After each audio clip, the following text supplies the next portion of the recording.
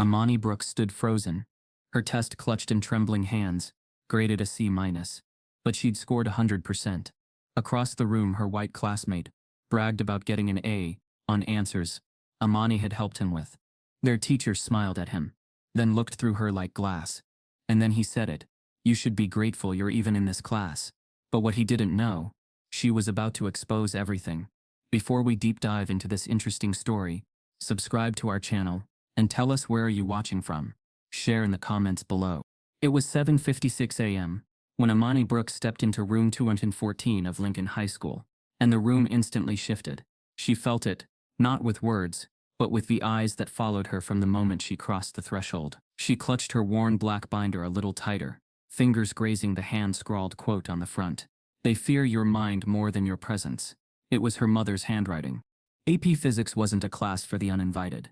It was a space carved out for the top students in a predominantly white, upper-middle-class school. Kids whose parents were doctors, lawyers, engineers. Kids who didn't live in the apartment complexes by the train tracks, like Imani did. Mr. Carlyle, lean and stiff in his khakis and navy sweater, didn't look up when she entered. His voice was already droning over the sound of desks scraping. He scanned the roster on his clipboard like he was searching for an error. Brooks. Imani, he finally muttered, pausing at the sound of her name like it didn't fit. The class turned as he lifted his head, eyes locking with hers for the briefest moment. Cold, flat, dismissive. You're in the right room. Yes, sir, she replied softly, moving to the only open desk front row left corner. He gave no further acknowledgement, just resumed the lesson on motion equations. As he wrote on the board, the corners of a few mouths curved upward. The kind of smirks that weren't funny. Imani could feel them, but refused to turn her head. She focused on the chalk, the formulas, the rhythm of the math. It was her only armor. She'd always been quiet, even before moving to Lincoln Heights. But quiet didn't mean unaware. She noticed how the boys, especially the white ones, spoke freely, even when they were wrong. Mr. Carlyle chuckled at their mistakes, offering nudges, never scolds. When Imani raised her hand, he skipped over her.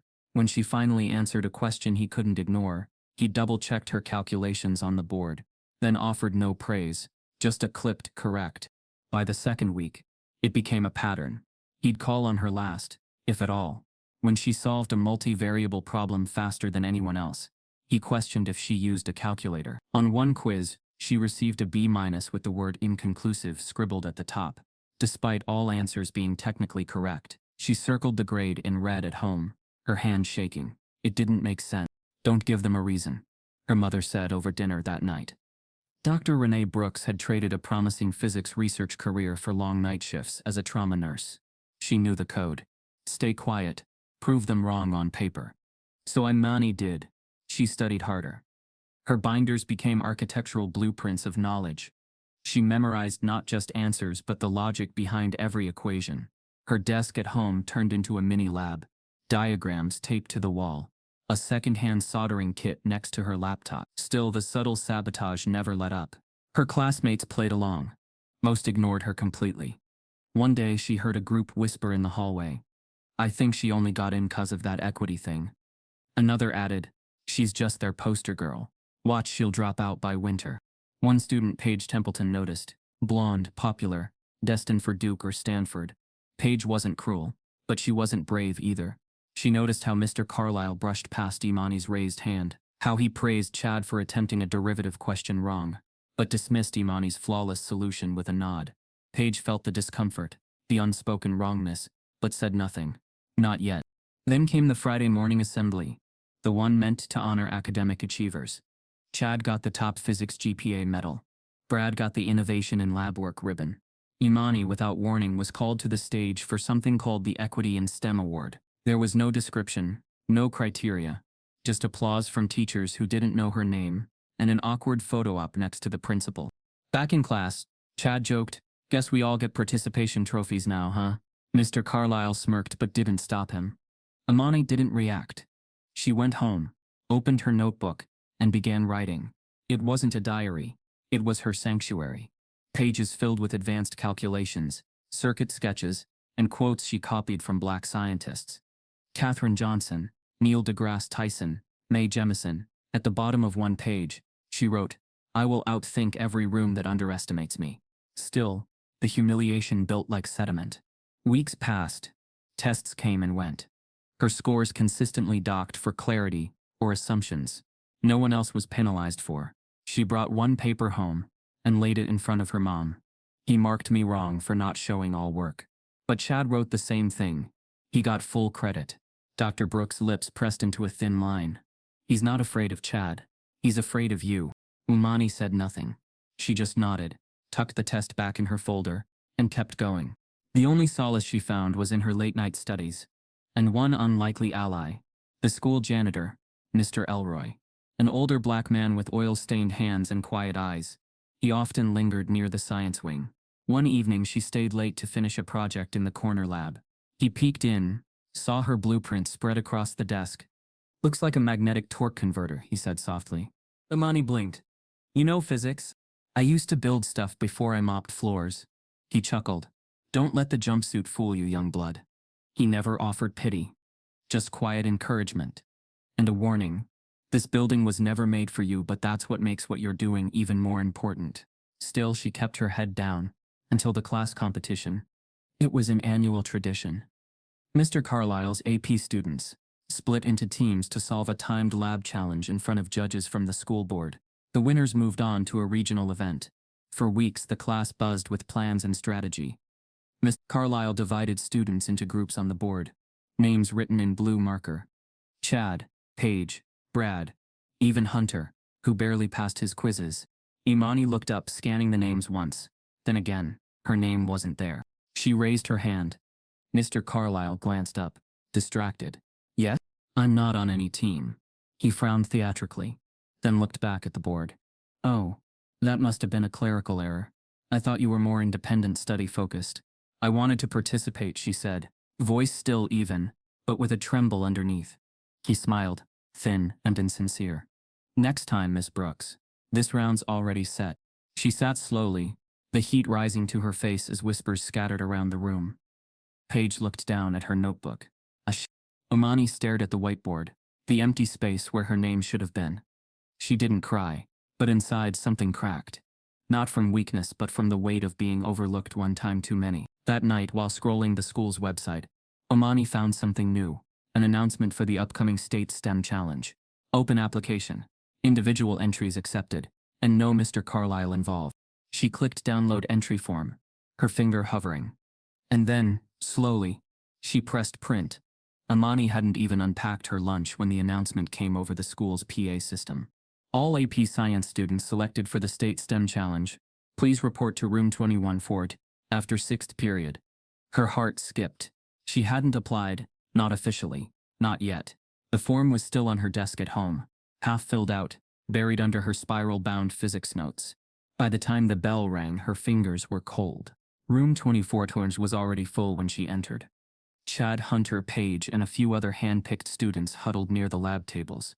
Mr. Carlyle stood at the whiteboard, hands in his pockets, his posture relaxed for once. She hesitated in the doorway, until he gestured toward an empty seat. "Glad you could make it, Miss Brooks." It was the first time he'd said her name with something other than dismissal. But it wasn't warm. It was strategic. "Why is she here?" Chad asked, not whispering. Mr. Carlyle clapped his hands. "Because we need someone to round out the team, Chad. The judges are looking for technical range and diversity." There it was. Spoken plainly. Diversity, not merit, not excellence. A checkbox with brown skin. Imani sat without speaking, gaze locked on the board. The challenge was clear. Build an innovative, small-scale energy converter, using renewable principles. Present it live. Defend the physics behind it. 4 weeks to design, 1 weekend to build, 2 minutes to prove the concept. She said nothing. Just listened. Carlyle assigned roles quickly. Chad and Hunter would lead design. Paige would handle visual presentation. Imani was assigned to materials research. No mention of leadership. No mention of her past science fair wins. Just research. Outside the room, whispers followed her again. "Of course she's on the team now. Extra credit for ticking the boxes. She'll probably just type the bibliography." That night, Imani didn't sleep. Instead, she opened the drawer of her mother's old filing cabinet. It was filled with lab notebooks from 20 years ago. Yellowed pages, inked in symbols, equations, and calculations. Her mother's world before the hospital scrubs. Before everything changed. "Mom," she asked quietly, "do you still remember how you built the turbine prototype at Howard?" Dr. Brooks glanced up from the kitchen table. Her eyes sharpened, remembering. "You're going for the converter? I need to build something they can't take credit for, even if they try." By Friday, Imani had designed an entire working prototype on paper. She used repurposed copper wire, magnetic rings from an old speaker, and ceramic bearings from a broken blender. She and her mom soldered connections in silence, only the hum of focus between them. By Sunday night, the prototype, small enough to sit on a classroom desk, converted kinetic energy from a fan's airflow into measurable electric output. It wasn't flashy. It was elegant. On Monday morning, she carried it to school, inside a lunchbox. When she walked into the lab room and unveiled it, Mr. Carlyle's eyebrows lifted. Chad stared blankly. Paige looked impressed, but cautious. "I took the initiative," Imani said. "I figured we were short on time." Carlyle tilted his head. "Well, it's functional. Not quite what I imagined. But if it meets the minimum voltage requirements, I suppose it works." He didn't ask how she did it. Just instructed Chad and Hunter to integrate the build into the group presentation, and sent her back to her seat. At the regional challenge the following Saturday, the room was filled with teams in matching shirts, colorful trifold displays, and animated presenters. Lincoln High's group stood out for how little they spoke. When it was time to present, Chad stumbled through a vague explanation of energy displacement. Paige read from a tablet. Hunter froze when the judges asked how magnetic resonance influenced current stability. Imani watched from the back, quiet again, invisible, until one of the judges, a black woman with silver glasses and sharp eyes, asked, "Who calibrated your voltage output ratios?" Chad stammered. We just tested a few settings." The judge raised an eyebrow. "That's not calibration. Who led your prototyping?" Chad turned slowly. All eyes shifted to Imani. She stepped forward, and she spoke, not like someone asking for space, but like someone who knew she owned it. "The prototype uses variable pitch fan blades to regulate kinetic input," she began. "We calculated average airflow using real-time measurements, then adjusted coil placement to optimize output. Magnetic resonance interference was minimized by insulating the copper windings with dual-layer resin." "Can you explain the field modeling?" the silver glasses judge asked. Imani smiled. "Just a little. Yes, we used a simplified gases law application and simulated the flux in a mock vacuum environment." The room went quiet. Even the rival teams listened. When she finished, the judges clapped. One even scribbled a note with visible enthusiasm. But then came the moment that brought everything back to reality. Mr. Carlyle, who had been standing behind the team, cleared his throat. "Well," he said, with a chuckle that made Imani's stomach tighten, "someone's been binging YouTube, huh?" Laughter followed from one of the male judges, and awkwardly from Chad.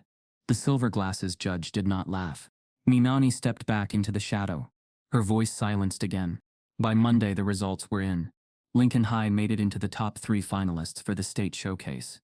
The school broadcasted the news during morning announcements. "Congratulations to Chad Riley, Hunter Green, and Paige Templeton for placing in the regional STEM challenge," the voice said. "They'll represent Lincoln High next month in Sacramento."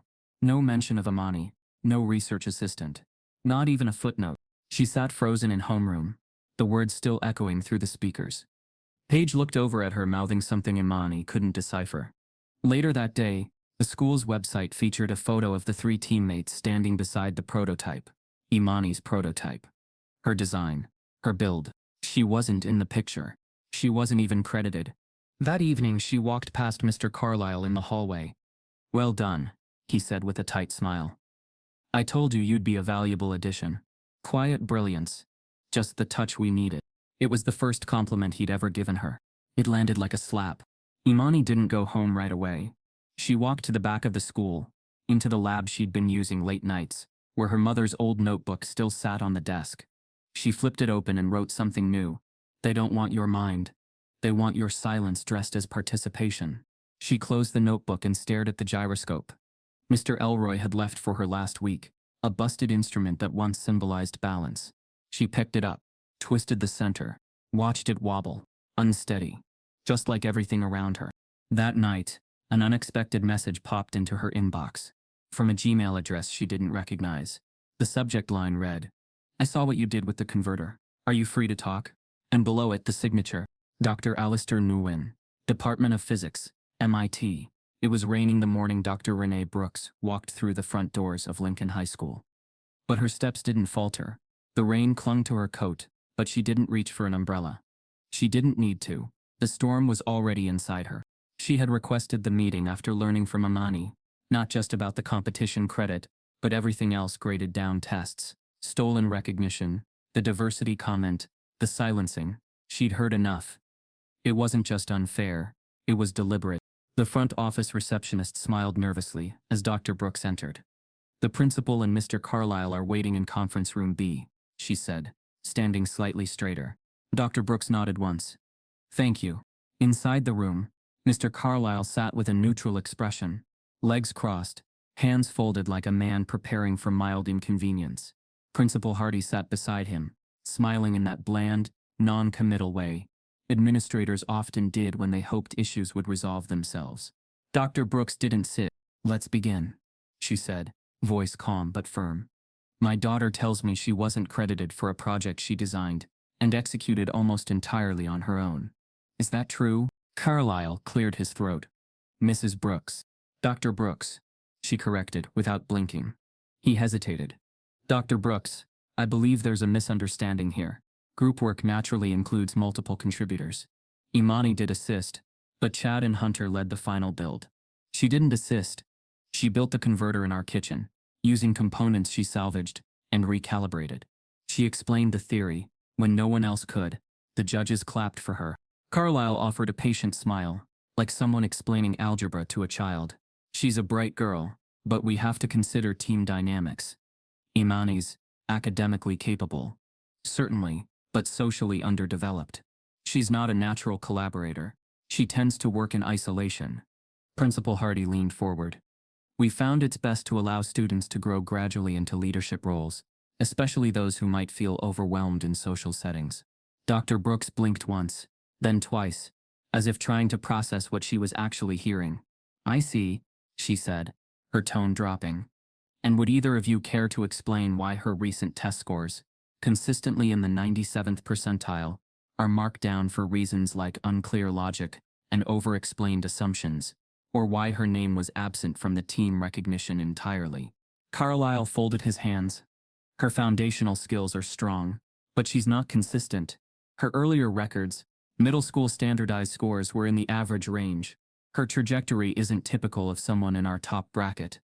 Dr. Brooks let out a slow breath, then sat finally, but her posture didn't relax. "Gentlemen," she said, pulling something from her bag and laying it gently on the table. It was her resume. Not a printed copy, not even a digital file. It was the original, cream-colored NASA letterhead resume from 2003, signed by the chief scientist at the time. They glanced at it. "I left the Jet Propulsion Lab to care for Imani after my husband died. I was slated to join the Mars Climate Orbiter program. That trajectory changed. Imani's didn't." She looked Carlyle in the eyes. "Her mind was shaped by the same formulas I used at Langley. Her logic is not flawed. You just don't understand it. Or worse, you do, and you're afraid of it." Carlyle opened his mouth to speak, but nothing came out. Principal Hardy shifted uncomfortably.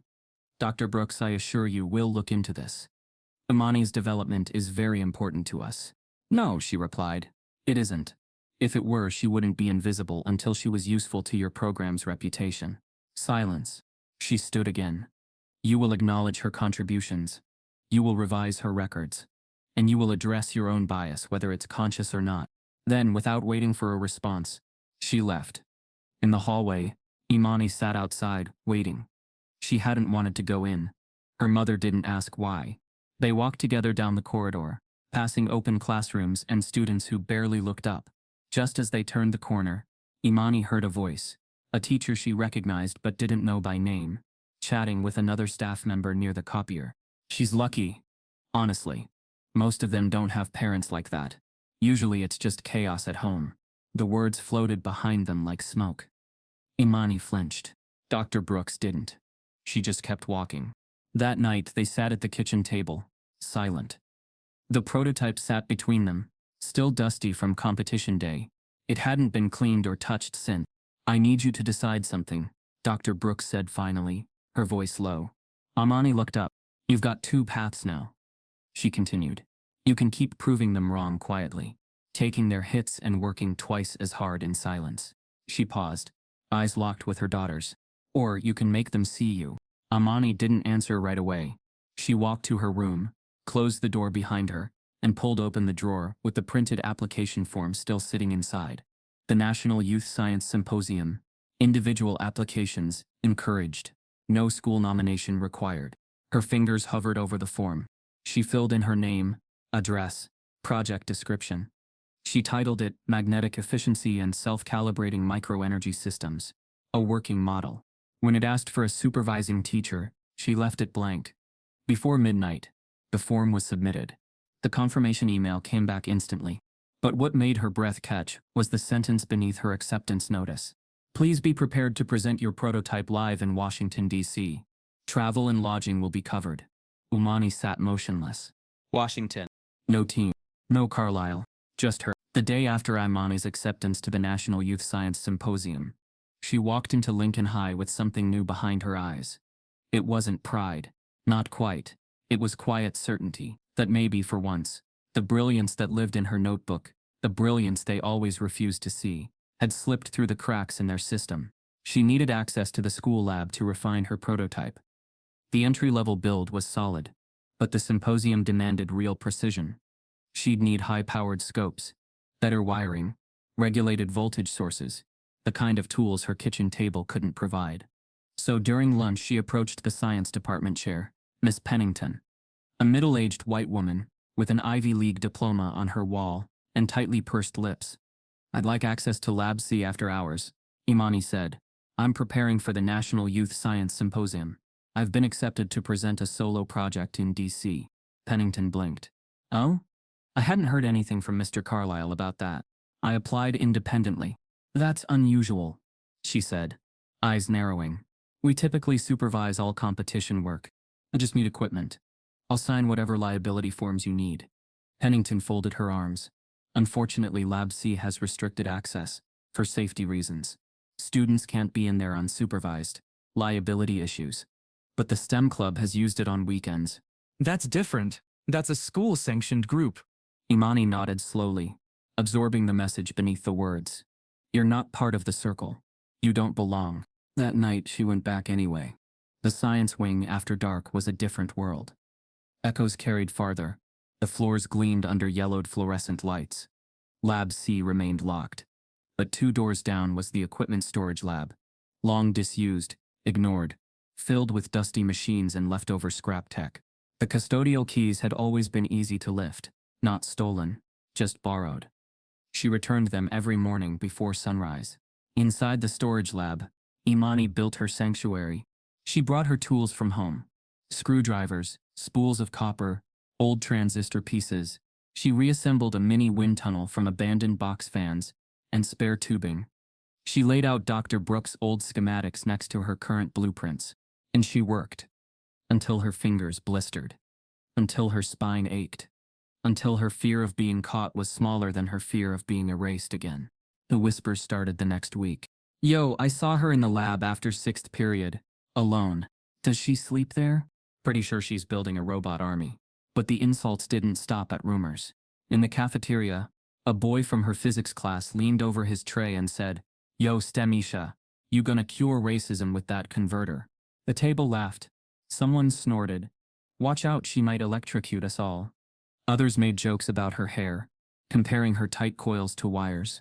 When she walked past, they mimicked buzzing sounds, or called her Tesla's stepchild. Mr. Carlisle said nothing. In fact, he became more exacting. Tests became longer, more obscure. He introduced calculus-based physics questions not in the syllabus, only grading Imani on those questions, claiming they were honors-level extensions. One test came back with a 78%. In the margins, overcomplicated. Simplify your logic. It was the same logic Chad had used. He got a 9. She kept everything. Every test. Every remark. Every email. Then one night, while realigning the output meter on her converter in the storage lab, she heard a cough. She turned fast. instinctively shielding the open panel with her body. It was Mr. Elroy. He stood in the doorway, mop in hand, gray beard catching the lab's overhead light. "I figured it was you." She froze. I'm sorry, I was just. He held up a hand. "Relax. I ain't here to rat you out." She exhaled, chest loosening. "I used to build stuff too," he said, stepping inside. Back when I was your age. "Before they told me being an engineer wasn't for people like me." "You were an engineer? For 20 years. Before outsourcing wiped half the field." He glanced at her project. "That's a converter, right? Self-calibrating, dual-coil model. But the voltage regulator keeps warping." He nodded. "You got heat bleed. Your coils are too close." Her mouth parted slightly. He was right. "You need someone to hold the board while you solder." From that night on, he came by around 8:15, after the last bell of the night janitorial shift. He brought tools in a red Craftsman box. They worked side by side in silence. Her focused on rewiring, him quietly adjusting the angle of the light, offering occasional advice. One night, he handed her a cracked, dusty gyroscope. "What's this?" she asked. "Balance," he said. "Or at least it used to be. It broke during a field test in '78. Took the fall, not the engineer." "Why give it to me?" He looked her square in the eye.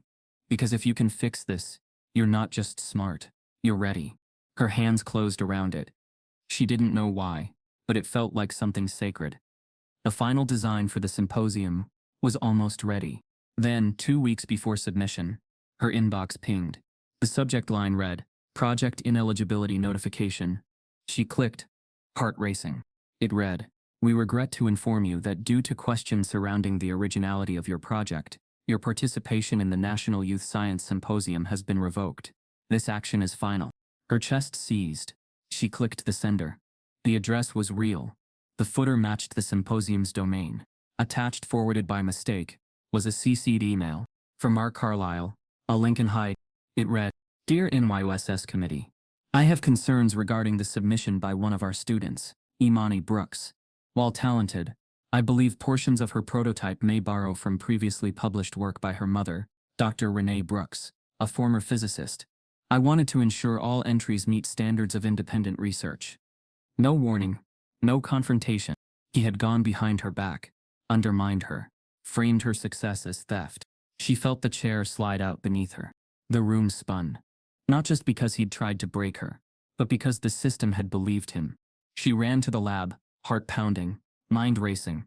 But when she opened the door, everything was gone. The converter, the prototype, her entire project had been stolen. The lab door creaked open with the same sound it always made. But this time, there was no warmth in it. No hum of a fan. No smell of copper coils or solder. No half-finished converter waiting on the desk. Imani stepped into the room like someone returning to the scene of a robbery. And in a way she was. Every wire, every scrap of paper, every circuit she'd laid by hand was gone. The box of notes her mother had donated, missing. Even the old gyroscope Mr. Elroy had given her, vanished. Her chest rose and fell in shallow, fast pulls. She checked the trash. Empty. The storage closets. Locked. On the floor near the corner, a single piece of paper fluttered. It was a torn schematic, hers stomped and stained with shoe prints. She picked it up with trembling fingers. This wasn't an accident. She'd been erased. Again. But this time, it was physical. By morning, Imani had pieced together the full truth from a single thread. The forwarded email in her inbox. Mr. Carlisle hadn't just doubted her. He'd weaponized her mother's past work to frame her. In his message to the National Youth Science Symposium, he included citations from a 2002 academic paper by Dr. Renee Brooks on early microconverter theory, suggesting Imani had copied entire concepts and methodologies from that work. Without proper disclosure, he never asked her, never notified her.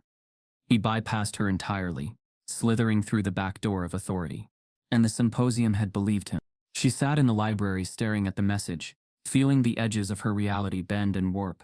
Her future built on soldered boards and sacrifice was now reduced to an asterisk beside her name. The whisper campaign started by lunchtime. "I heard she copied her mom's stuff." "Yeah, she's not even that smart." "Guess Mr. Carlisle was right all along." "I mean, did she really think she was gonna win nationals?" Imani walked through the halls like a ghost.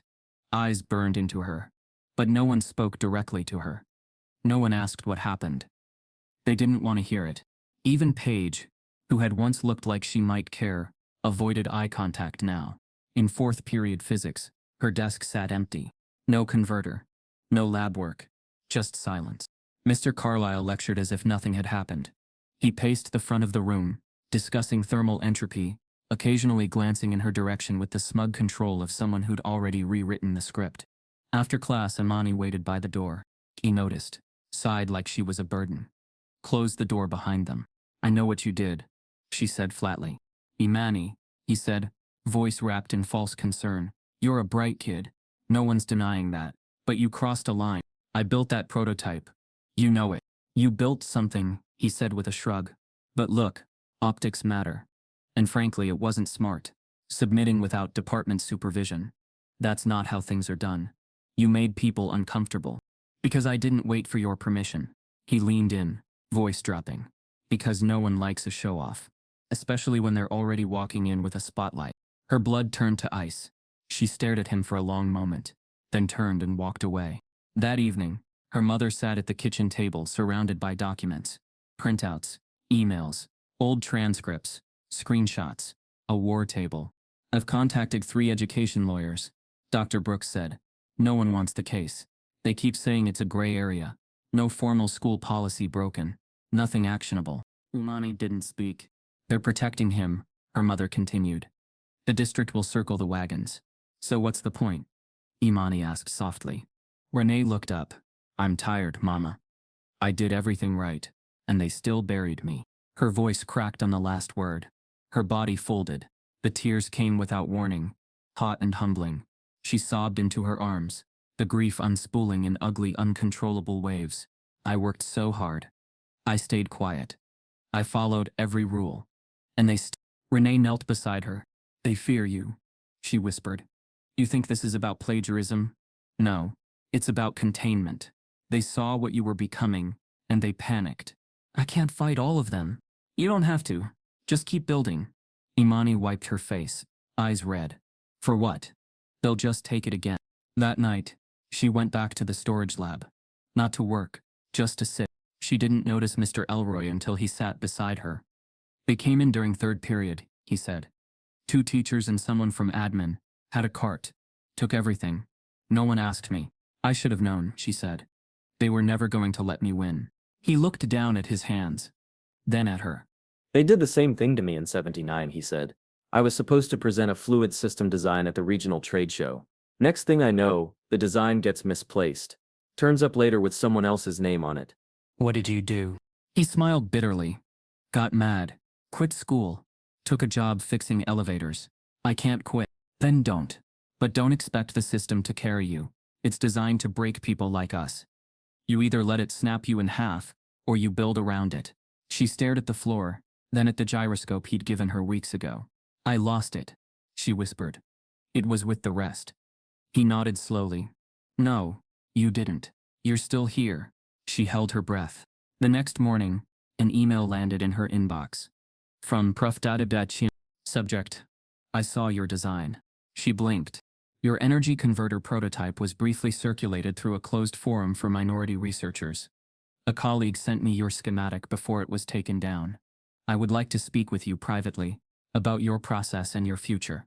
Your work deserves more than silence. The final line read, "Would you be open to visiting our lab at Columbia next month? We're looking for minds like yours." Imani stared at the email on her cracked screen, rereading it until the words stopped making sense. She sat motionless, bathed in the dim light from the hallway, as if afraid a single breath might make it vanish. Dr. Chen, Columbia University, your work deserves more than silence. She forwarded the message to her mother, who called her from the other room moments later, her voice trembling with something between pride and disbelief. "Imani," she said, "you need to call them. Tonight." But before Imani could draft a reply, a second email arrived. This one came from Dr. Alistair Nguyen. Subject line, "Your design is already causing waves."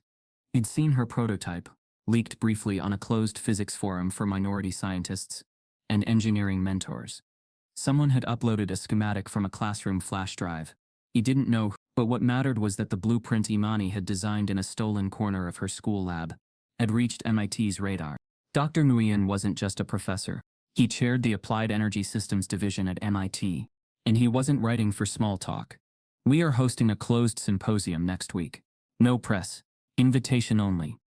I'd like you to present your design privately. Your insights on voltage stabilization impressed me. We'll cover your travel and accommodations.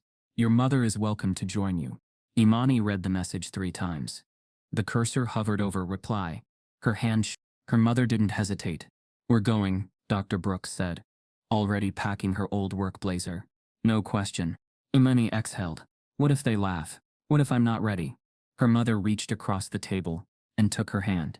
Imani, they weren't ready. You always were. 2 days later, they boarded a quiet evening flight to Boston. Mr. Elroy insisted on driving them to the airport. Before they stepped out of the car, he handed Imani a box wrapped in cloth. I found this in the boiler room, he said. Guess they didn't take everything after all. Inside, wrapped in tape and dust, was the gyroscope. Still broken. But still hers. She blinked back tears. The symposium was held inside an angular glass building, just off the Charles River. The walls shimmered with LED panels flashing names she'd only read in textbooks. It was like stepping into a place where time worked differently. Nobody looked at her like she didn't belong. She wore a simple black turtleneck. No makeup, no script, just her slides, her data, and the memory of every sleepless night spent building something no one thought she could. Dr. Nguyen met them in the lobby. He was soft-spoken, mid-40s with gray-streaked hair, and an aura of intellectual command. Ms. Brooks, he said, shaking her hand. We're honored to have you. He wasn't pretending to be impressed. He was impressed. They led her into a modest conference room. No more than 20 people, but every seat was filled by someone whose name carried weight in the world of theoretical energy systems. Imani stepped to the front, adjusted the mic. No applause, no music, just silence. Then she began. She explained her prototype from the ground up. The dual-coil voltage distribution system. The algorithm she'd written to self-correct magnetic drift. The heat loss containment redesign she'd borrowed from a 1990s refrigerator patent and re-engineered for kinetic energy efficiency. She spoke without stuttering, her voice gaining strength as the room leaned in. Midway through, a professor raised a hand. How did you manage field interference with no Faraday shielding? I designed a semi-passive field diverter, using copper mesh and dampening foam from an old car stereo, she answered. It wasn't perfect, but the signal clarity went up. A low murmur of approval circled the room. Another hand went up. And what's your end goal with this prototype? Imani looked at them. Straight. To create energy devices that don't require corporate approval to be efficient. I want my communities, poor communities, black communities, to stop being last in line for every innovation. The room went still again. Then, applause. Not polite, genuine. Afterward, Dr. Nguyen pulled her aside. You don't just understand theory, he said. You build theory. That's rare. She said nothing. Just listened. Absorbing. I'd like to offer you a place in our summer lab program, he continued. All expenses covered. You'll be working with second and third year MIT students. Imani blinked. But I haven't even graduated. You've already graduated past the people trying to stop you. Her mother stepped forward, speechless. You'll be the youngest in the lab, Dr. Nguyen added. But not the quietest. Not if you want to lead. She nodded. The rest of the afternoon unfolded like a dream. Talks, mentors, networking invitations. At one point, Dr. Nguyen leaned over and whispered, You can't change the system by hiding. That sentence stayed with her. The flight back to California was quiet. Mr. Elroy picked him up again, nodding when she told him everything. You cracked something open, he said. Now don't let them patch it up again. But when they returned to Lincoln High on Monday, the cold wind blew back harder. That morning, during homeroom, the intercom crackled. Imani Brooks, please report to the front office. She knew the tone. She knew what was coming. At the desk sat Principal Hardy and Mr. Carlyle. They didn't offer her a seat. I understand you were recently out of town. Principal Hardy began. Imani nodded. Attending a scientific conference? Carlyle asked, already holding a printed screenshot of an Instagram post. A tagged photo of Imani beside Dr. Nguyen with the MIT logo behind them. That trip was not cleared through our office, Hardy said, frowning. We take unauthorized academic activity seriously. particularly when it involves the use of school project materials. Imani froze. They were spinning it. Again. Dr. Nguyen invited me, she said. It wasn't through the school, nothing to do with Lincoln High. Carlyle smirked faintly. But the prototype was developed using our lab resources. Yes? Your lab that I wasn't allowed to access? Hardy raised a hand. We're not here to argue. We've filed a report with the district. They'll be in touch. Her throat dried. For what? For violating academic conduct protocol. If necessary, we'll reevaluate your standing in the AP program. She stood, fists clenched. But she didn't say a word. Not yet. That evening a brown envelope was dropped at her front door. Inside was a formal letter. Notice of academic review hearing. Risk of suspension. They were trying to erase her again. Only this time she had the whole world watching. The brown envelope sat like a stone on the kitchen table. Its weight wasn't in paper but in implication. Inside was a printed notice stamped with the Lincoln High School district seal, formal, clean and damning. Notice of academic review hearing. Risk of suspension for unauthorized academic activity. Imani stood behind her mother as she read it. Dr. Brooks didn't speak for a full minute. Her eyes scanned the page, jaw tightening with each line. Then she said flatly, "They're punishing you for being brilliant." Imani nodded once. She didn't cry. She was past tears now. By Tuesday the process began.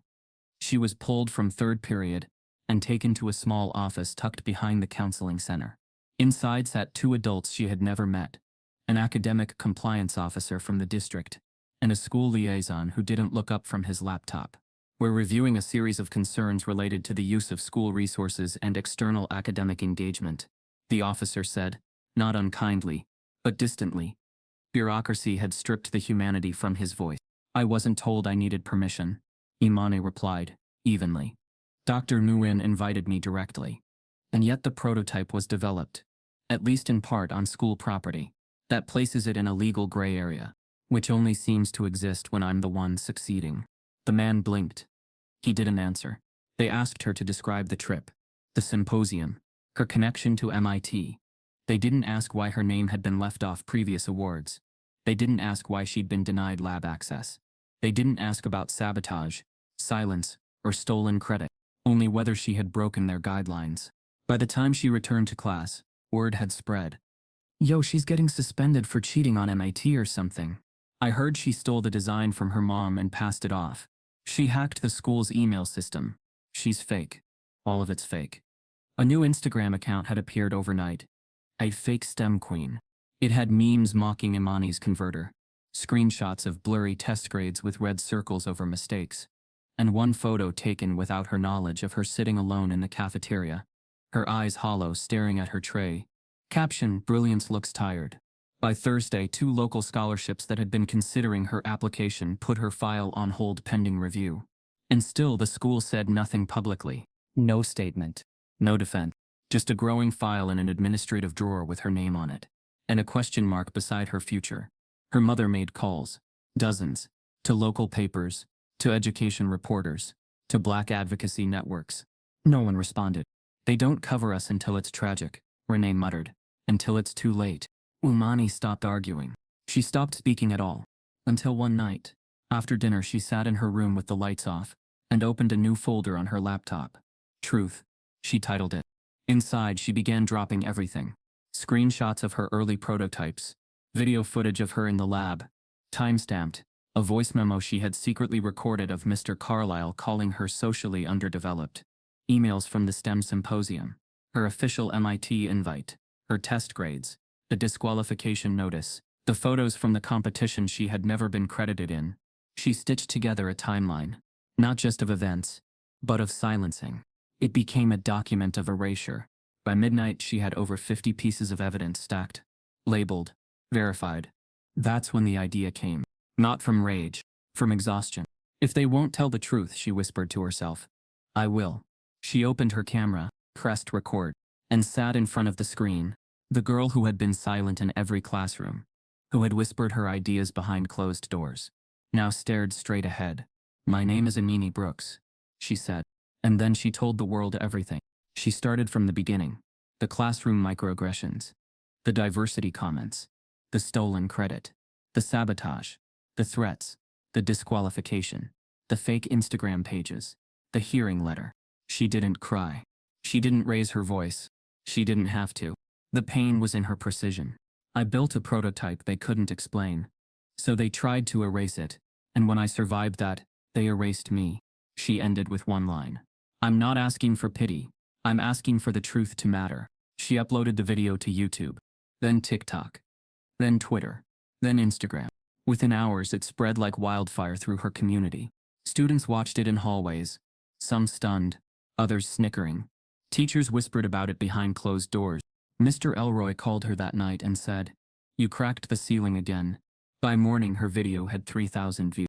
By lunch, it had 30. By dinner, it passed 100,000 and was trending under Imani Speaks. But somewhere between the noise and the fire, a new email appeared in her inbox. Subject line: Urgent legal action pending. District Council notification. By the time Imani woke up the next morning, her phone was glowing like it had caught fire. Notifications flashed in endless waves. YouTube comments, DMs, retweets, email pings. Her video, the one she'd filmed in the dark quiet of her bedroom, had passed 100,000 views overnight. By noon, it had hit 250,000. The comment section was a battlefield. She's brilliant. They tried to bury her. This is exactly why we need to protect black girls in STEM. Systemic racism, at its most subtle. Well done for exposing it. But right next to those were knives. She's clearly exaggerating. Every teacher can't be racist. So now succeeding while black is a hate crime. Another race baiter, looking for clout. Funny how she never had a problem until she got caught cheating. Some called her a liar. Others said she was manipulating the narrative. One anonymous comment simply read, "Smart girls don't need to cry to go viral." Then came the memes. Screenshots of her pausing mid-sentence with her mouth open, captioned with things like, "When you realize MIT don't want race hustlers either." New STEM Barbie just dropped. All emotion, no logic. It might have been laughable if it didn't spread so quickly. Fake Twitter pages were created with her face distorted. An old video of her reciting equations in a school hallway was spliced into a mocking remix on TikTok, dubbed over with clown music. Imani sat in the living room staring at her laptop, frozen, as her mother paced behind her. "I should have seen this coming," Dr. Brooks muttered. "The second you stepped out of the shadows, they were going to try to drag you back under." Imani said nothing. Her hands were cold, hovering over the keyboard like they didn't know what to do anymore. That evening, a thread appeared on Reddit, titled, "Imani Brooks, the truth behind the STEM girl story." The post included a mugshot, not hers, her father's. He had been arrested 15 years earlier, for theft and resisting arrest. He was dead now, gone before Imani turned 5. But the thread used his photo to draw a crooked line between legacy and legitimacy. STEM prodigy, or the next generation of entitled criminals? They hadn't just come for her. They went digging for ghosts. Imani closed the laptop slowly. "I want to take it down," she whispered. Her mother stopped pacing. "What?" "The video. I want it gone." Renee looked at her daughter, really looked, and softened. She walked over and sat beside her. "They're not hurting you because you lied," she said. "They're hurting you because you told the truth and they couldn't control it." Imani stared at the floor. "They'll drag our name," she whispered. "They already are," Renee replied. "So now you get to decide whether they win by scaring you into silence, or whether you speak louder." For hours that night, Imani stared at the screen. Her finger hovered over the delete button more than once.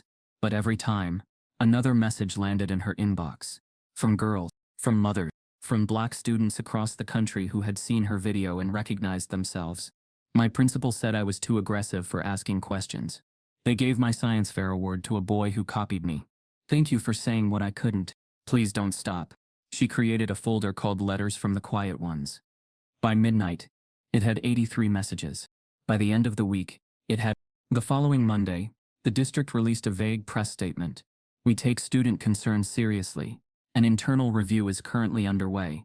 Due to privacy concerns, we will not comment further." It said everything and nothing. Mr. Carlisle followed with his own statement, this one posted on his personal Facebook page, which was soon screenshotted and shared widely. "I am deeply hurt by the false narrative being circulated.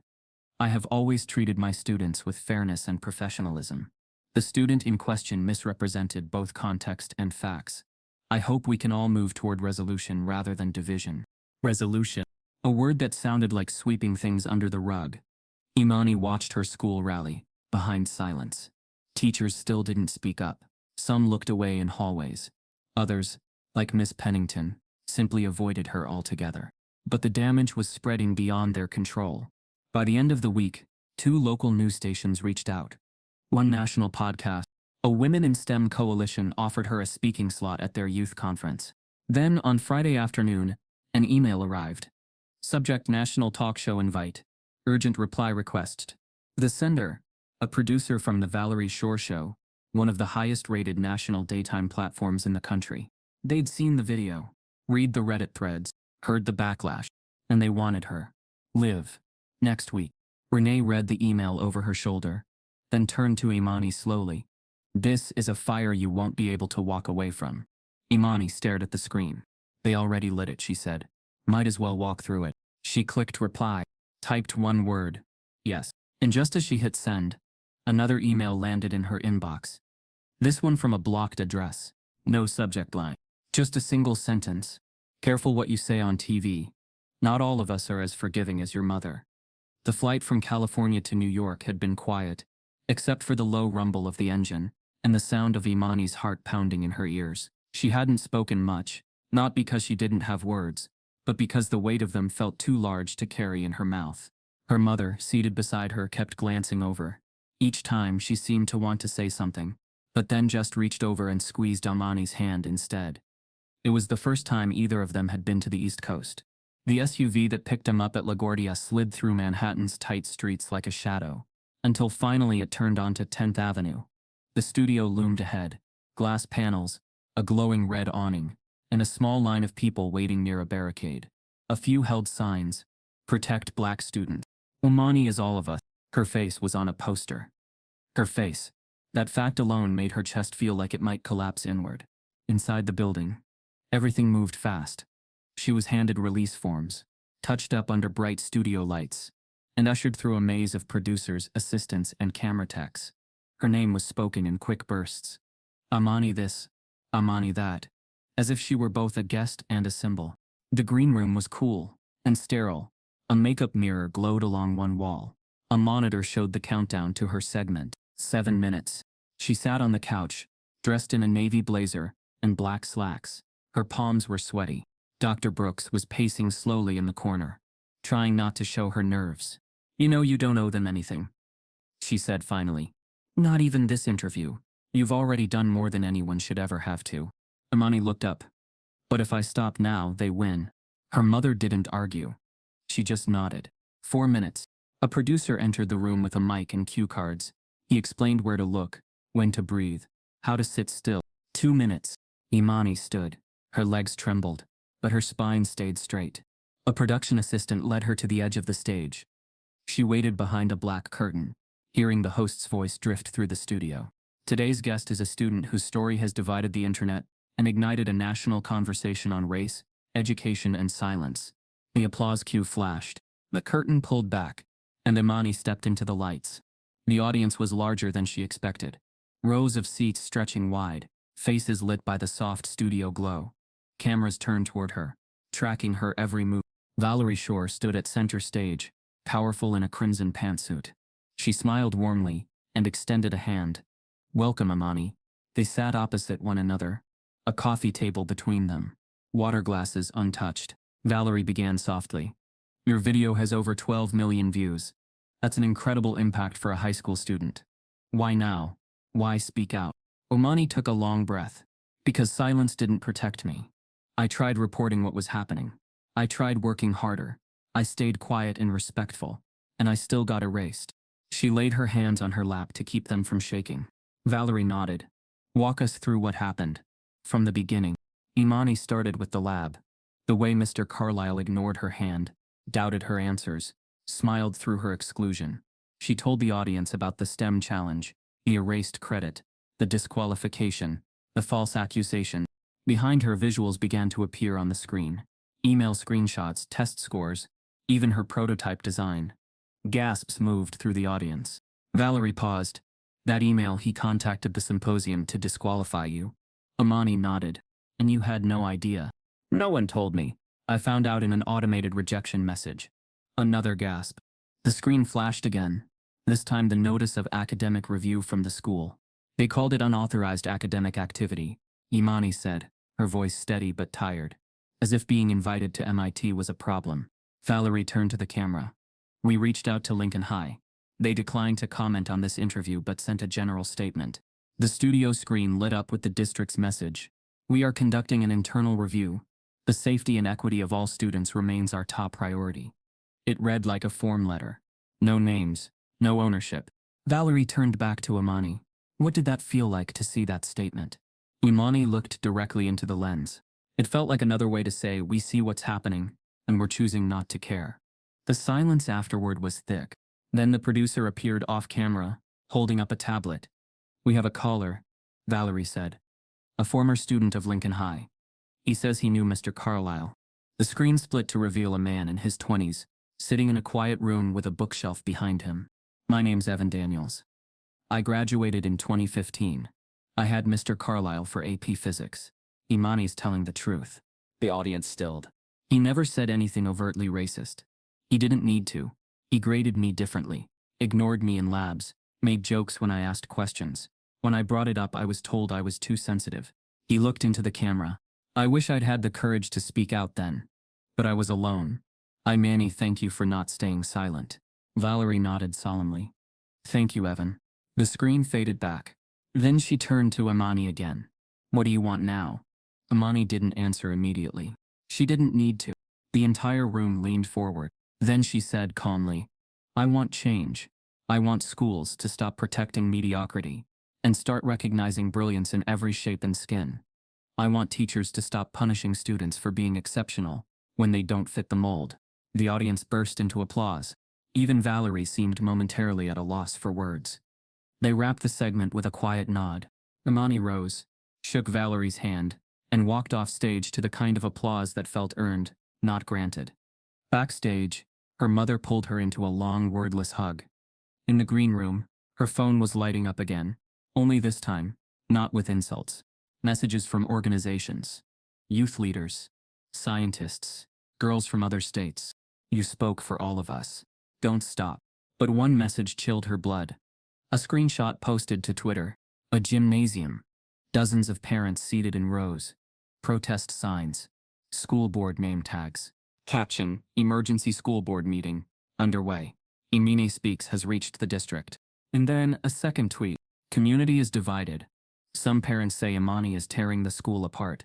Others are demanding Mr. Carlisle's removal. Tensions rising. Imani stared at her screen as another message landed. From an anonymous email. No greeting. No name. Just 5 words. They won't protect you forever. By the time Imani and her mother landed back in California, Lincoln Heights had already changed. Not on the surface. The school still looked the same. Red brick, manicured hedges, tired hallways filled with fluorescent light. But underneath, something was unraveling. The silence that had once swallowed every injustice was starting to crack. A crowd gathered outside the district building the next morning. Parents, students, neighbors. A few reporters clutching mics like weapons. Some held signs. Believe black students. Silence enables racism. We are all Imani. But just as many signs read something else. Don't ruin our school's reputation. One student kneels systemic oppression. Stop the agenda. Inside the school, the air was heavier. Thicker. When Imani approached her locker, she saw something new etched into the metal in thick black marker. Liar. Next to it, taped to the door, was a folded piece of paper. No name. No handwriting. Just 5 words scrawled across it. They won't protect you forever. Her stomach tightened. She tore it down and crumpled it without looking around. Down the hall, some students whispered. Some stared. A few avoided her altogether, pretending she didn't exist. And some, like Paige, watched her with a strange mix of guilt and hesitation. Imani kept walking. But later that day, Paige cornered her in the library. Her voice was low, but her words didn't waver. I have screenshots, she said, from a group chat. Freshman year. Mr. Carlisle made jokes about you. Imani blinked. What kind of jokes? Paige hesitated, then pulled out her phone and scrolled. She showed the screen. There it was. She's got that affirmative action brain. Just enough electricity to light up DEI week. And another, watch her quote, Neil deGrasse Tyson next. These kids think being black and quiet genius. Imani's throat dried. Her hand closed into a fist. Not from rage, but from something deeper. The humiliation of having your brilliance turned into a punchline. Paige looked down. I didn't say anything back then. I should have. I'm sorry. Imani didn't respond right away. She just stared at the words glowing from the screen, etched forever into the digital history of a man so many trusted. Finally she said, send them to me. Paige nodded. You're not alone anymore. That same afternoon, a strange shift began among the staff. In the hallway between 4th and 5th period, Ms. Gonzalez, her former chemistry teacher, caught her eye and gave a subtle nod. Mr. Reyes, from the history department, murmured, as she passed, keep going. None of them said anything publicly, but the small signals meant something. By the end of the week, the school board released another statement. This time, it was specific. Due to the nature of the allegations and new evidence, Mr. Robert Carlyle has been placed on administrative leave pending full investigation. We will continue to work with all parties to ensure a safe and equitable environment. No apology. No admission. Just a pause. He wasn't fired, but he was gone for now. Imani read the statement on her phone at lunch. She didn't celebrate. She didn't smile. She knew too well how institutions moved. Slowly. Strategically. Always just enough to appear responsive without ever ceding power. Later that evening, Dr. Brooks received a call while cooking dinner. She spoke in the hallway, voice hushed but intense. When she returned to the kitchen, her face had changed, a quiet fire behind her eyes. Imani, she said, a civil rights firm saw your interview. They want to represent you, pro bono. Imani's heart skipped. They said you have grounds, Renee continued. Grounds for educational discrimination, for retaliation, for systemic failure. A pause. They want to make this national. Imani stared at her plate, untouched. Her hands slowly slid into her lap. I don't know if I can handle more, she whispered. More cameras, more names, more people tearing me down. You're not doing this alone anymore. Renee knelt next to her. You started a fire, she said. Now you have people who know how to carry it. That night, Imani opened her inbox to a single new message. Subject, deposition request. Lincoln Unified School District. And in the body, one line. We will see you in court. The conference room at the district office was too cold. Intentionally so. Imani suspected. It smelled faintly of laminate paper and bureaucracy. Fluorescent lights buzzed overhead. At the far end of the table sat 3 people, 2 district lawyers in navy suits, and a student equity liaison, whose eyes never quite met Imani's. Dr. Brooks sat beside her daughter, shoulders square, every bit the former physicist turned warrior. Before we begin, one of the attorneys said, folding his hands, we want to thank you for your patience during this sensitive process. Our goal here is not to punish, but to de-escalate the situation and restore a sense of trust. Imani said nothing. She stared directly at him. He cleared his throat and continued. Given the growing attention around this case, the district is prepared to offer a full removal of disciplinary actions from Imani's school record. Effective immediately. In return, we would ask that the original video be taken down and any related content on social media be deactivated. And what about the apology? Dr. Brooks asked. The lawyer shifted uncomfortably. There will be no public apology. However, the district is willing to consider a private letter of regret addressed to the family. In terms of systemic change, we can open discussions about future training initiatives for staff. No, Imani's voice cut through the air. The room went silent. I'm not deleting the truth, she said, and I don't want regret. I want accountability. Dr. Brooks turned toward the legal team, eyes locked. You buried my daughter's achievements. You tried to discredit her. You enabled a teacher with a history of bias to continue unchecked. Now that the world is watching, you want to sweep it clean. The lawyer's tone cooled. This is our best offer. If your family proceeds with legal action, we will defend the district fully. That includes reviewing all public conduct from your daughter that may have contributed to classroom disruption or reputational harm. Reputational harm. Imani nearly laughed. She stood. We'll see you in court. Later that afternoon, as the weight of what they'd just done began to settle, Imani received a message from an unfamiliar number. It was from Ms. Arlita Reyes, a school board trustee. The message read, "Meet me, discreetly." They met at a quiet cafe on the east side of town. Ms. Reyes looked exhausted, like someone who'd fought too many battles behind closed doors and lost more than she won. I shouldn't be doing this, she said, stirring her tea, but you need to know Carlisle had complaints going back 10 years. Imani tensed. Then why was he still teaching? Because they were all handled internally, swept under policy loopholes. Most of the students who complained, Black, or Latino, or first gen, none had parents who'd threaten lawsuits. None went public. She slid a flash drive across the table. Emails. Meeting notes. At least 3 formal grievances that never reached the board. They disappeared. Dr. Brooks clutched the flash drive like it was radioactive. Why are you giving us this now? She asked. Reyes sighed. Because I watched your daughter do what adults with power wouldn't. And I'm tired of choosing silence to keep my seat. The next day, Dr. Brooks filed a formal civil rights complaint with the U.S. Department of Education. Attached every piece of documentation, every deleted email, every silenced voice now resurrected through evidence. The complaint sparked coverage from national outlets. Reporters began circling the district office. The pressure tightened. And at school, the atmosphere exploded. Students began organizing. Quietly at first, passing notes, sharing petitions. Then, it spread. By Friday, the hallways were littered with homemade flyers. Walk out for Imani. No justice, no bell. Black Minds Matter. Imani didn't start it. She hadn't even been asked to lead it. But her name was the reason behind every word. On Monday morning, second period ended in silence. And then, like water breaking through a dam, the doors opened. Hundreds of students flooded out. Some teachers tried to stop them. Others didn't. They gathered in the courtyard, chanting, holding signs, some just standing in quiet unity. Paige stood near the front, holding her phone high, live streaming it to the world. Imani didn't speak. She didn't need to. Her truth was now echoing in every corner of the campus. Later that day, an email arrived in her inbox. From Principal Hardy. Subject: urgent disciplinary review. The message was cold. In light of recent disruptions and the escalating climate on campus, you are being reviewed for potential expulsion due to inciting unrest and contributing to an unsafe learning environment. Please report to the office tomorrow morning with a parent or guardian. Unsafe. Imani stared at the screen. They weren't just trying to erase her anymore. They were trying to exile her. At 11:58 p.m., a text from Ms. Reyes buzzed onto her phone. One line. They're planning to vote on your expulsion behind closed doors. I've requested to make it public. Imani didn't sleep that night. She was done whispering.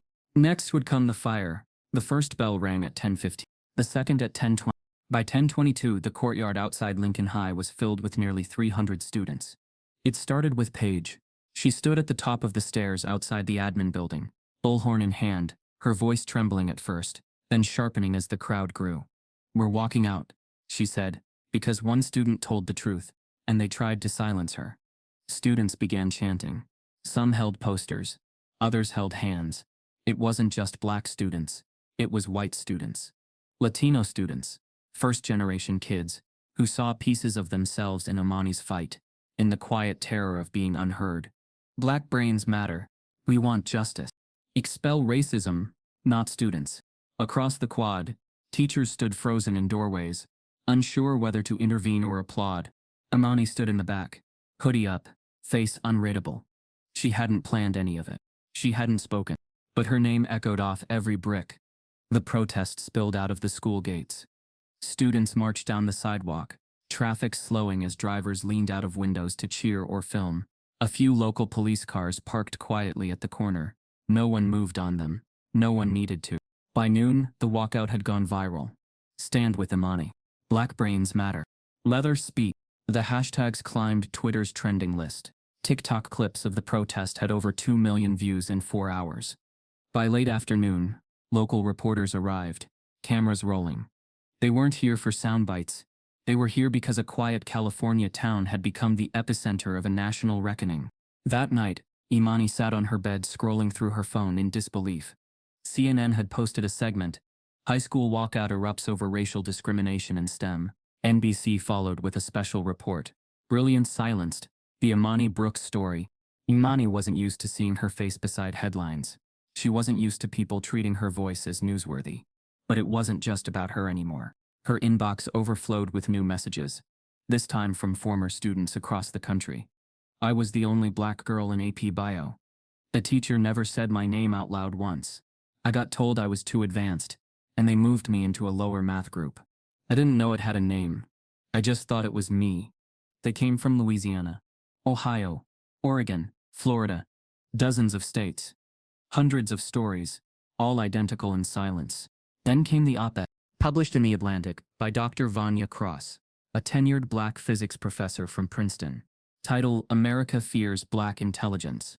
When young black students demonstrate exceptional brilliance, it isn't just ignored, it's neutralized, erased, repackaged under someone else's name. What happened to Imani Brooks is not isolated. It is structural. It is historical. And it must end. The article trended on Reddit and Medium. Talk shows quoted it. Professors tweeted it. Entire classrooms discussed it. Imani wasn't a student anymore. She had become a symbol. The district felt the heat. Carlisle, now suspended, posted a second statement on his private blog. It leaked within hours. We are witnessing the erosion of educational integrity. A single narrative, distorted by social media hysteria, has cost me my reputation and career. I've always supported diversity in education, but not at the expense of accountability. This is cancel culture. Plain and simple. He included no apology. Just blame. The students doubled down. By Wednesday, attendance dropped below 40%. The district sent emails. Parents received robocalls. None of it worked. The students refused to return until action was taken. That night, a breaking update ran across every local station. The school board had called an emergency live public hearing for Friday night. For the first time, parents, teachers, and students would be allowed to speak openly, and Imani Brooks, formally invited, would be testifying first. When she read the email, her hands went cold.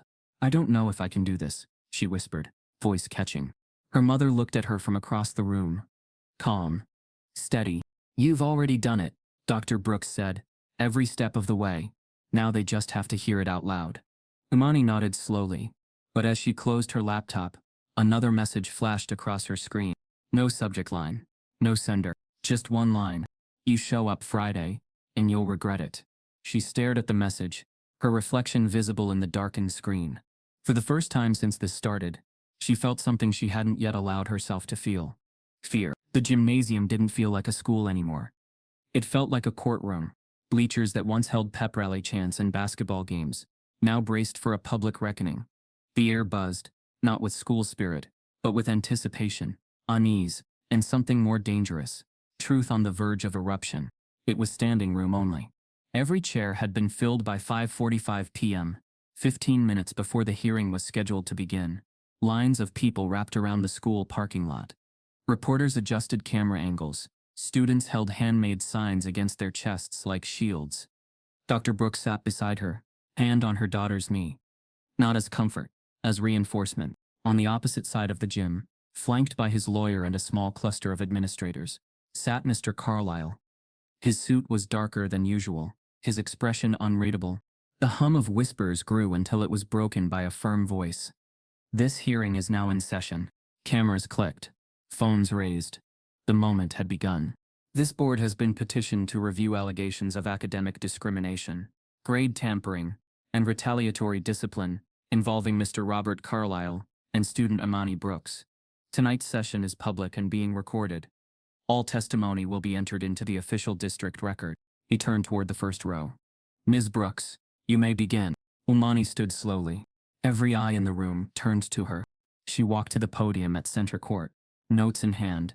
Her heels clicked against the hardwood like a gavel. She adjusted the mic. She didn't smile. She didn't clear her throat. She began. My name is Imani Brooks. I'm 16. And for most of this year I thought I had to be silent to survive. The room stilled. She continued. I've been in AP Physics since the fall. I got there because I worked, because I built, because I never stopped thinking. But from day one, I was made to feel like I didn't belong.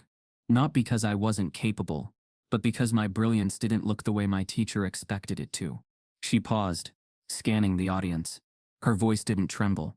Mr. Carlisle didn't raise his voice. He didn't call me names. He didn't have to. He just called on me last. Questioned my right answers. Dismissed my projects. And when I finally proved what I could do, he erased my name from the victory. Gasps whispered through the crowd. She held up a test paper. It had been shown online already, but this time it was in the room with everyone watching. She looked directly at the board. You need to understand this wasn't about one project. It was about power. Who's allowed to have it? Who's allowed to lead? Who's allowed to be seen? Another pause.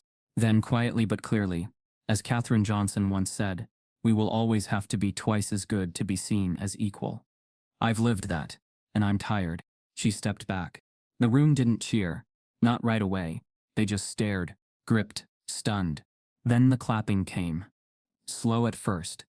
Then building. Then rising into thunder. The board chair gave 2 sharp taps of the gavel. Order. Please. Imani sat. Dr. Brooks took her hand. Then came Paige. She walked to the microphone with her phone in hand, visibly nervous but resolute. My name is Paige Templeton. I'm also in AP Physics. And I saw what happened. I saw Mr. Carlisle praise white boys for being wrong. I saw him undermine Imani, even when she was right. I saw him call her a diversity pick behind her back. She paused, then held up the phone. I have screenshots. From a group chat. Freshman year. He said she had an affirmative action brain. He joked about her quoting Neil deGrasse Tyson. I laughed back then. I didn't understand. I'm sorry. She looked over at Imani. I should have said something sooner. I'm saying it now. More murmurs. One board member's mouth opened slightly in shock. The screenshots were submitted. Then came Mr. Elroy. He walked with a slight limp but stood tall at the mic. I've been the janitor here since before most of you were born. I've watched thousands of students pass through these halls, and I've watched who gets lifted and who gets ignored. He looked at Carlisle. Mr. Carlisle once told me that kids like Imani shine too fast and burn out quick. I asked him what he meant. He said they make noise, then they fade. You'll see. The audience stiffened. And I saw him, Elroy continued. I saw him change one of Imani's grades. The original paper was in the trash. I pulled it out. I kept it. Right here. He held up the folded test. That broke the room. Carlisle's lawyer whispered urgently into his ear. The board chair raised his voice. Order. We will maintain order. He stood slowly, adjusted his cuffs, walked to the mic with the posture of a man who still thought he could win the room. I've taught for over 20 years, he began, and I've always done so with fairness. Monan's story is compelling, but it's a distortion, an emotional narrative, fueled by social media frenzy. This isn't justice. It's a witch hunt. He glanced toward Imani. The room froze. 1 sentence. 7 words. The microphone still caught it, even as the lawyer reached for his arm too late. Gasps. Outcries. Shouting. Board members leaned back, visibly stunned. Principal Hardy put his face in his hands. A student yelled. We heard that. We all heard that. Another screamed. Say it again. Carlisle stepped back. But the damage was complete. That mask, so carefully polished for 2 decades, had cracked open in front of the world. Imani sat motionless. Not because she was shocked, because she already knew. The board took a recess. During the break, the gym buzzed like a live wire. By the time they returned, the tension was unbearable. The board chair cleared his throat. After review of tonight's testimonies and supporting evidence, we, the Lincoln Unified School Board, have voted unanimously. Effective immediately, Mr. Robert Carlisle is suspended without pay, pending further legal action and investigation into misconduct and academic discrimination.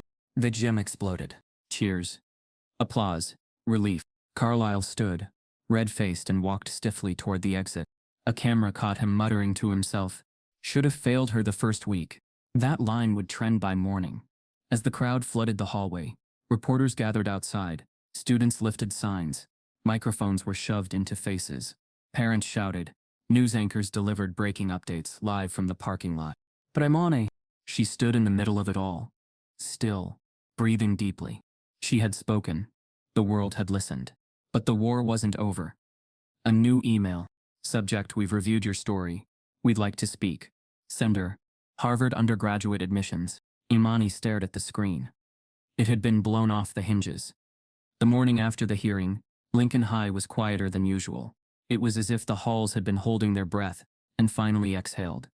The cheers and signs were gone, but something remained, an invisible pulse of possibility. But the real changes were already unfolding beyond the brick walls. Weeks later, Dr. Renee Brooks sat at her dining room table, surrounded by framed photos of Imani's triumphs and tribulations, her prototype on a stand, the packed gym signing petitions, her testimony in full view of the world. She was drafting the charter for STEM Reclaimed, a nonprofit driven by one idea: Black girls with scientific dreams shouldn't have to fight in silence. The name on the email line read STEM Reclaimed. It drew in community members, donors, and educators. The mission was clear: fund science labs in underserved schools, offer mentorships, and expose systemic barriers in STEM education.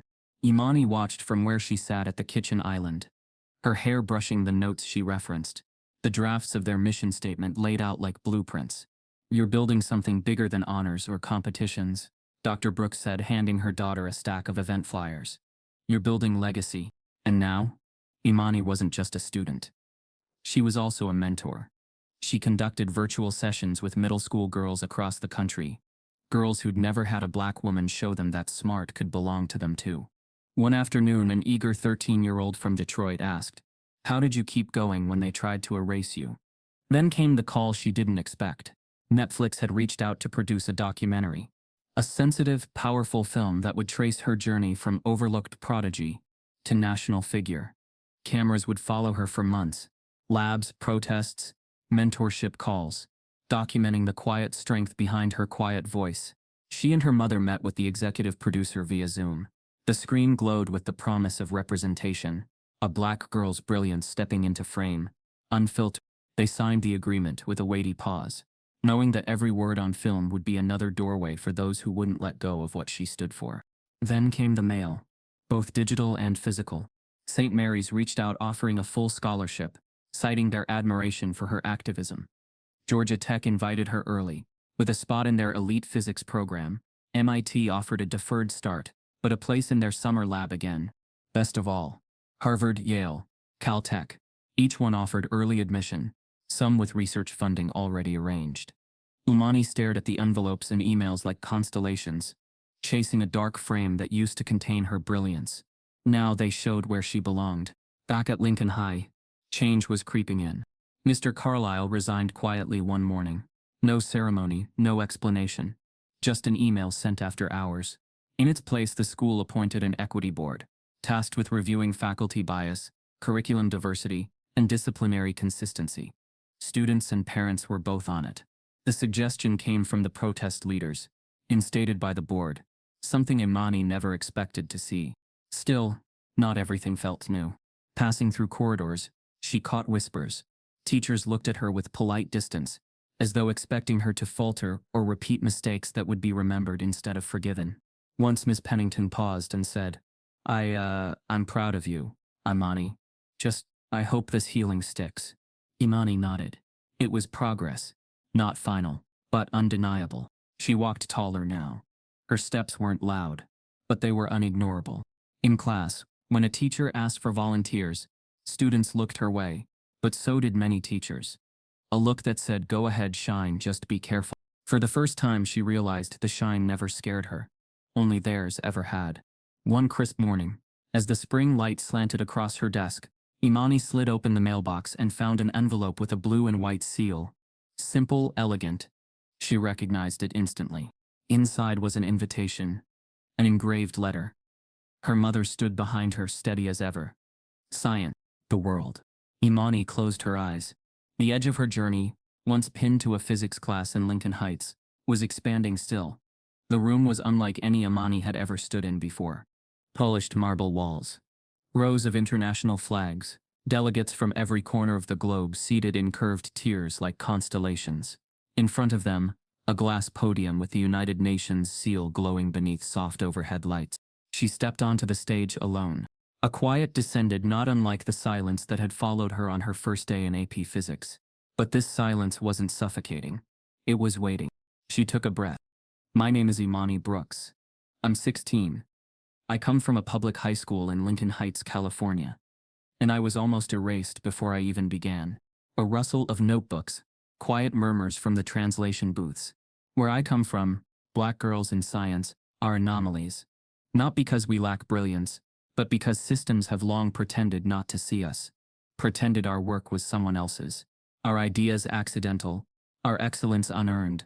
She paused, letting the words hang. I was asked more than once if I had memorized my science from YouTube. When I built a magnetic converter at 15, it was submitted under the names of boys who didn't understand it. When I applied to a symposium, my school disqualified me, not because I cheated, but because they feared I hadn't. She looked into the crowd. But I still stood. Not because I had permission, but because I finally understood. I never needed it. A beat of stunned silence. Then she continued.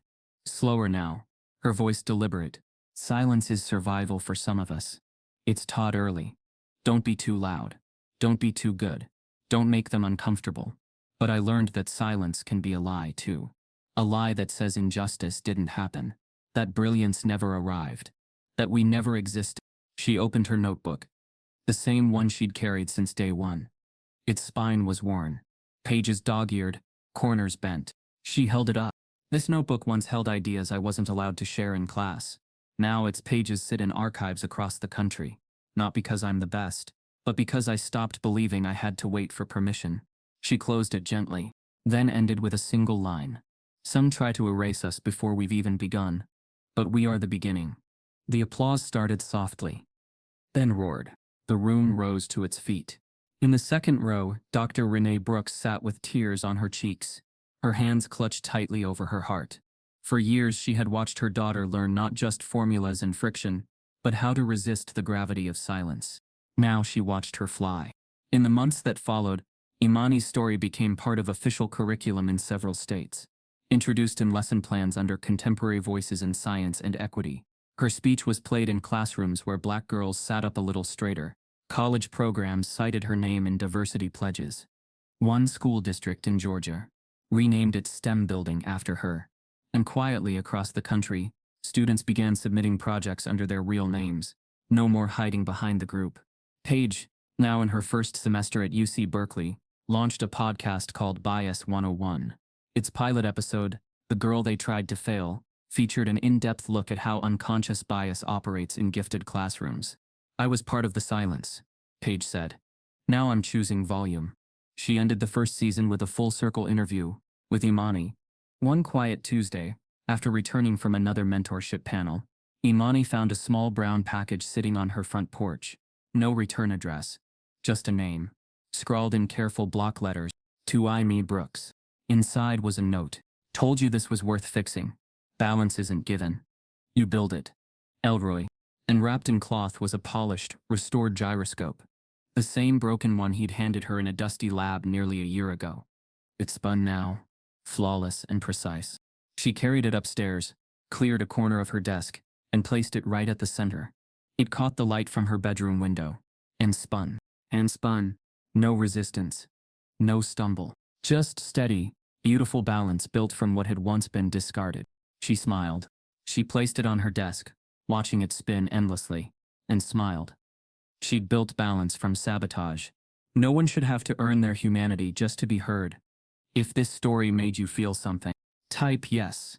If you believe silence should never protect injustice. Subscribe if you believe brilliance has no color.